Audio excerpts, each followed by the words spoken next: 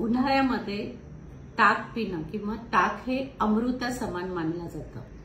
तुम्हाला माहिती आहे का, दही हे पचायला जड असतं, पण तेवढंच ताक हे पचायला हलकं असतं। का?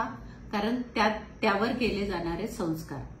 दह्यापासून ताक बनवताना आपण ते रवीने घुसळतो, त्याच्यामध्ये भरपूर प्रमाणामध्ये पाणी मिक्स करतो, तर तो जो संस्कार होतो त्या संस्कारामुळे ताक हे पचायला हलकं होतं।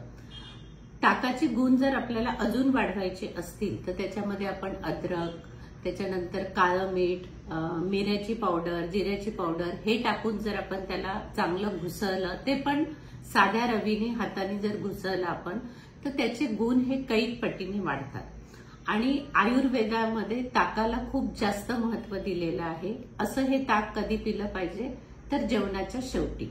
तर उन्हाळ्यामध्ये गर्भवती महिलांनी जरूर हे भरपूर प्रमाणामध्ये ताक घ्या। याच्यामुळे तुमच्या पचनासंबंधीच्या सगळ्या तक्रारी ज्या असतील की पोट साफ होत नाही, ऍसिडिटी होते आहे, गॅसेस होतात आहे, या सगळ्या दूर होतील।